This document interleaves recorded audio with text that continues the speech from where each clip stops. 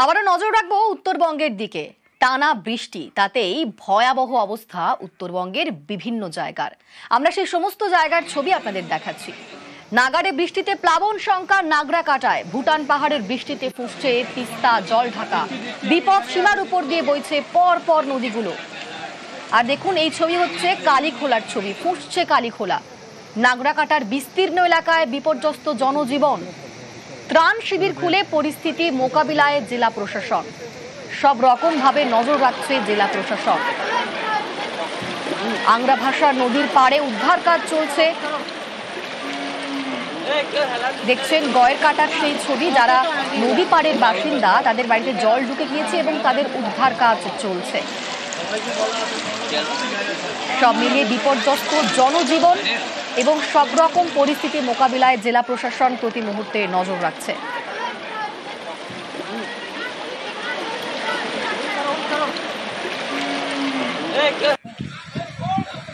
আর দেখুন, নাগরাকাটায় উদ্ধার কাজে নেমেছে এনডিআরএফ। যে ভয়াবহ অবস্থা রাস্তা, তাতে রাস্তা বলতে আর কিছুই নেই, তাই এইভাবেই উদ্ধার কাজ করছে এনডিআরএফ।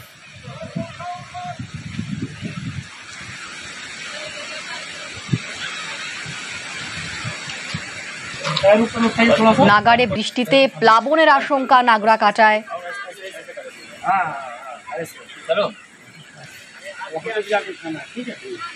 আর যেভাবে ধস নেমেছে, যেভাবে একের পর এক ব্রিজগুলোর অবস্থা খারাপ হয়েছে, তাতে এইভাবেই উদ্ধার কাজ চালাচ্ছেন এনডিআরএফ এর আধিকারিকরা।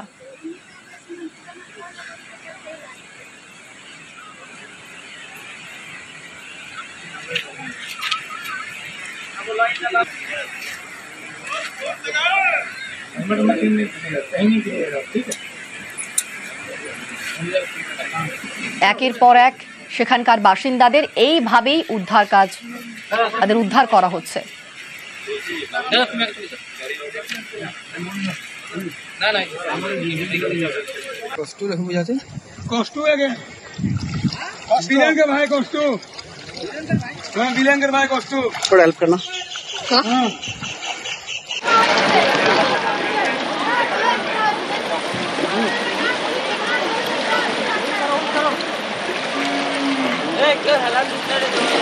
বানারহাটের এলআরবি মোড় এরিয়া, কার্গিল বস্তি এরিয়াগুলোতে একটু ফ্লোডিংটা রয়েছে। আমাদের সমস্ত জায়গাতে টিমগুলো পাঠানো রয়েছে, রেস্কিউ অপারেশনটা চলছে। যেমন আমরা এখান থেকে রেস্কিউ করলাম এবং বিন্নাগুড়িতেও রেস্কিউ করা হয়েছে। ওনাদেরকে সবাইকে মাইকিং করা হচ্ছে কি আপনারা সেফ শেল্টারে যান বলে। ভুটান পাহাড় ও সমতলে অবিরাম বৃষ্টির জেরে জল বাড়তে শুরু করেছে ডুয়ার্সের প্রায় প্রত্যেকটি নদীতে। আমি এখন দাঁড়িয়ে রয়েছি বানারহাট ব্লকের গয়েরকাটার আংরাভাষা নদীর ধারে এবং তার পাশেই রয়েছে জ্যোতির্ময় কলোনি। এই নদীর জল কিন্তু ইতিমধ্যেই জ্যোতির্ময় কলোনির প্রায় প্রত্যেকটি বাড়িতে ঢুকতে শুরু করেছে এবং প্রায় 30 থেকে 40টি বাড়ি কিন্তু জলবন্দী হয়ে পড়েছে। এলাকার মানুষ কিন্তু চিন্তায় রয়েছে, বৃষ্টি বাড়লে নদীর জল বাড়বে এবং প্লাবিত হতে পারে এই নদীর ধারে থাকা বেশ কয়েকটি বাড়ি।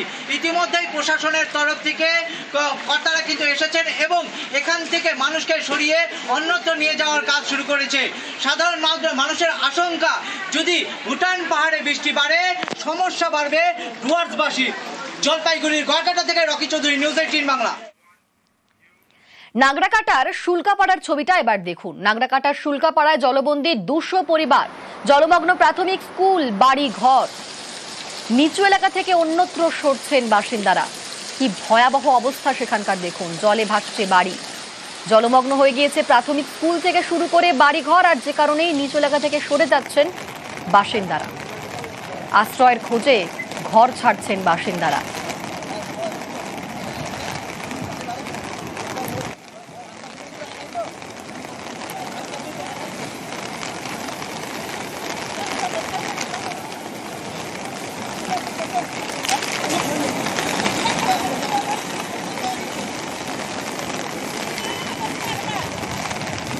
যতটা সম্ভব জিনিসপত্র নিয়ে যাওয়া যায়, ততটা সেই জিনিসপত্রগুলো নিয়েই ঘর ছাড়ছেন সেখানকার বাসিন্দারা।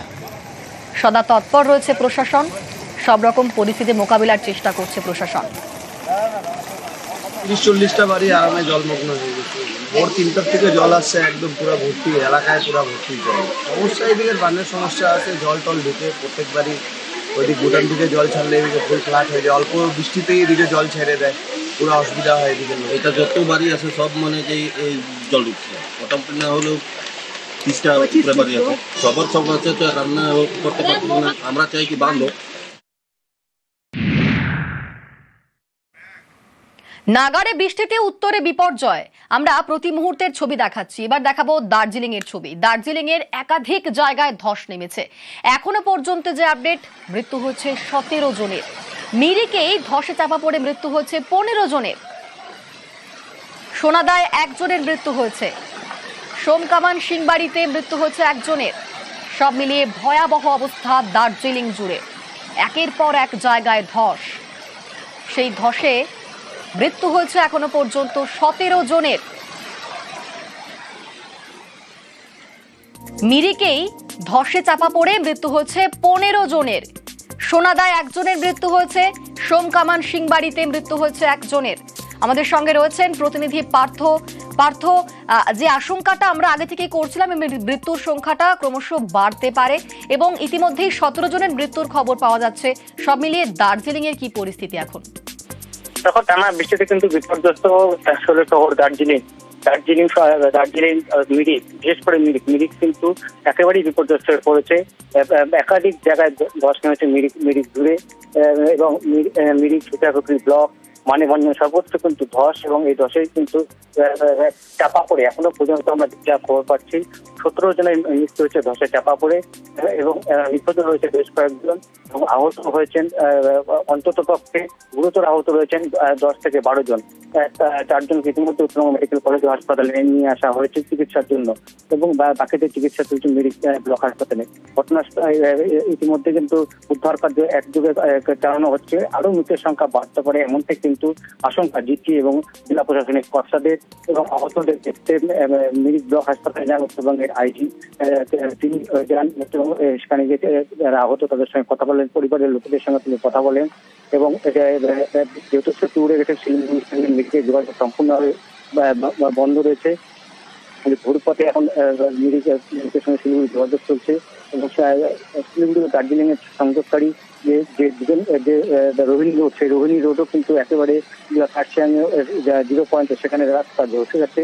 সব মিলিয়ে একেবারে এই পুজোর পর এখন পর্যটনের একটা ভরা মরশুম, এবং এই অবিরাম বৃষ্টি তার জন্যই কিন্তু বিপর্যস্ত হয়ে পড়েছে পাহাড়।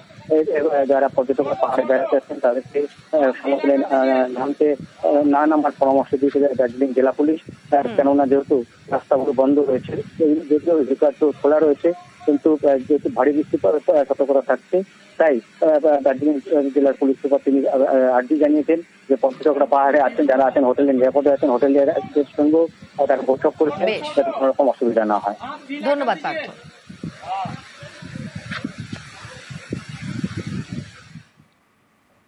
দার্জিলিং এর বিভিন্ন জায়গায় ধস নেমেছে। দার্জিলিং এ ধসে নিখোঁজ বাঙালি পর্যটক। সোনাদায় ধসে ক্ষতিগ্রস্ত হোমস্টে, নিখোঁজ পর্যটক হিমাদ্রি পুরকায়। ডায়মন্ড হারবারের বাসিন্দা হিমাদ্রির খোঁজে তল্লাশি জারি।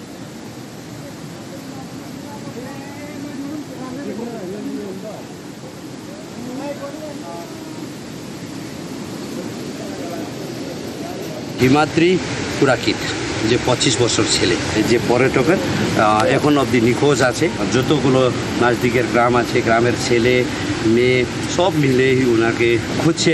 এখন অবধি পায় নাই। আমাদের থেকে চেষ্টা করছে, জিটিএ থেকে পুলিশ প্রশাসন চেষ্টা করতেছে।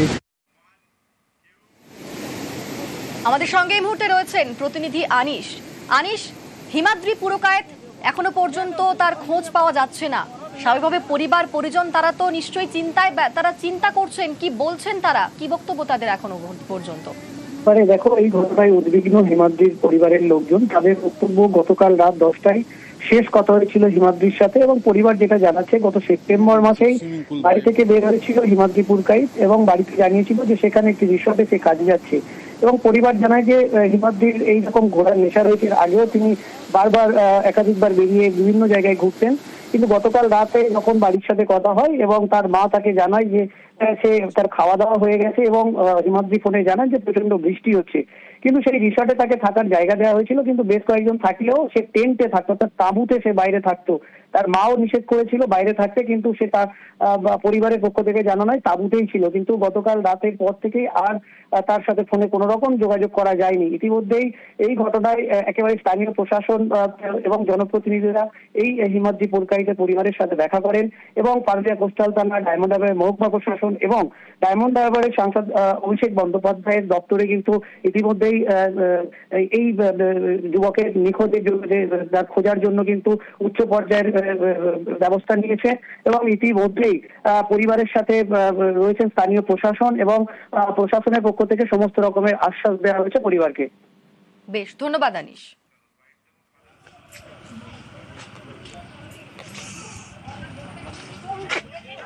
ওরা একটা কাজে গিয়েছিল আর কি, কাল রাত 10টা পর্যন্ত আমাদের সঙ্গে কথা হয়েছে।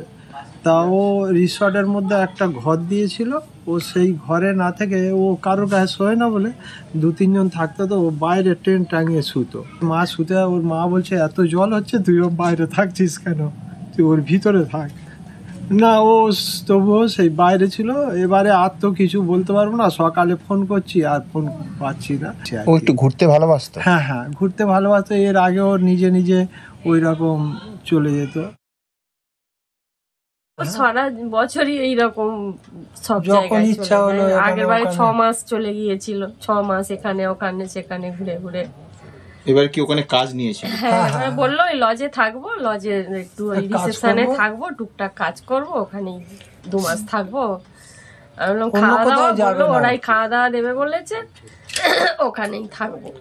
লাস্ট কখন যোগাযোগ হলো ছেলের সাথে? কাল রাত 10টায়। মাঝে মাঝে যোগাযোগ হতো? হ্যাঁ, প্রত্যেকদিনই কথা হতো, প্রত্যেকদিন কথা, বেশিরভাগ রাত্রিরে কথা হতো, সারাদিন কথা হতো না, রাত্রিরে কথা হতো।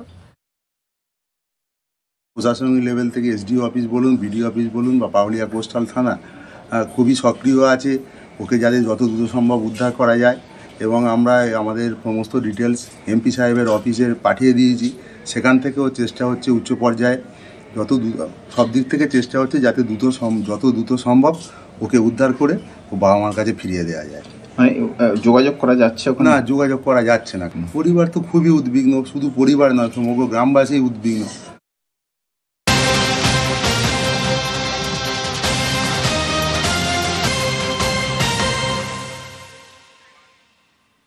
উত্তরবঙ্গে ভারী বৃষ্টিতে বিপর্যয়, সিটংয়ে আটকে পলাশীপাড়ার 5 পর্যটক। সিটংয়ের হোমস্টেতে আটকে নদিয়ার পরিবার। দুর্যোগের মধ্যে আটকে পরিবারের 5 জন। পলাশীপাড়ায় উদ্বিগ্ন পরিবার। আমাদের সঙ্গে সমীর রয়েছে। সমীর, পলাশীপাড়ায় তার পরিবার রয়েছে, তারা কি বলছে? দেখো, গত শুক্রবার পলাশীপাড়ার বাসিন্দা কৌস্তব দত্ত তার দাদা, বৌদি, বোন এবং ভগ্নিপতিকে নিয়ে উত্তরবঙ্গের সিটকের উদ্দেশ্যে রওনা দিয়েছিলেন এবং গতকাল তারা সেখানে পৌঁছে যান এবং এই সিটকের কাছে চোরক নামে একটি জায়গায় একটা হোমস্টে তারা ওঠেন। কিন্তু রাত থেকে ভারী বর্ষণ শুরু হয় এবং এরপরে কিন্তু এলাকায় ধস নামে বন্যার পরিস্থিতি তৈরি হয় এবং যদিও যারা যেখানে রয়েছেন সেখানে সেরকম কোনো প্রাকৃতিক বিপর্যয় না ঘটলেও তারা সংবাদ মাধ্যমে জানতে পারেন এবং তাদের পরিবারও সেই বিষয়টি জানতে পারে। এরপর থেকে কিন্তু পরিবারের লোকজন যেমন উৎকণ্ঠায় রয়েছে এবং তারা আতঙ্কে আছেন, কারণ এখনো পর্যন্ত যোগাযোগ ব্যবস্থা সম্পূর্ণরূপে বিচ্ছিন্ন। ফলে তারা আগামীকাল যোগাযোগ করতে পারা গিয়েছিল সমীর? আজকের দিকে কিছুক্ষণ আগে তাদের সঙ্গে আমরা ফোনে যোগাযোগ করতে পেরেছি, কিন্তু তারা যে আগামীকাল তাদের ফেরার কথা, কিন্তু যেহেতু এখন রাস্তায় ধস নেমে রাস্তার যোগাযোগ ব্যবস্থা বন্ধ, সেই কারণে কিন্তু তারা বাড়ি ফিরতে পারছেন না বা কিভাবে ফিরবেন বা কবে ফিরতে পারবেন সে ব্যাপারে কিন্তু নিশ্চিত করে কিন্তু তারা বলতে পারছেন না। এবং যে হোমস্টেতে তারা রয়েছেন এখনো পর্যন্ত তাদের খাবার বা জলের সমস্যা না দেখা দিলেও কদিন চলবে তারা চিন্তিত রয়েছে এবং কবে এই যোগাযোগ ব্যবস্থা সম্পূর্ণভাবে ঠিকঠাক হবে এবং কবে বাড়ি ফিরতে পারবেন সেটা নিয়ে কিন্তু অনিশ্চয়তার মধ্যে রয়েছে এবং তারা সেখানকার প্রশাসনের নির্দেশিকার উপরে নজর রাখছেন এবং এই নির্দেশিত উৎকণ্ঠায় রয়েছে পরিবারের সদস্যরাও। অনিমিতা, বেশ, ধন্যবাদ সমীর।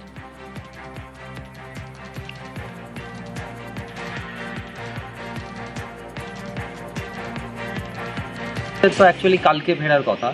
এবার এখানে যারা আছে বা আমরা যে হোমস্টেতে রয়েছি সেখানকার লোকজন বা সমস্ত দিক থেকে খবর টবর নিয়ে যেটা দেখব, তারপরে কোন রোডটা আমাদের জন্য সেফ হবে সেটা দেখে আমরা বেরোবো। আদারওয়াইজ যদি ওয়েদার আরও বিগড়ে যায় কোনোভাবে তাহলে আমরা এখানে স্টে করারই চিন্তা করছি, কারণ রিস্ক নিয়ে বেরোনোটা মনে হয় ঠিক হবে না। এবার আমাদের অনেক চেনা জানা মানুষজনও নর্থ বেঙ্গল এসছে, তো তাদেরকেও বলবো তারা যেন সেফলি বেরোয়।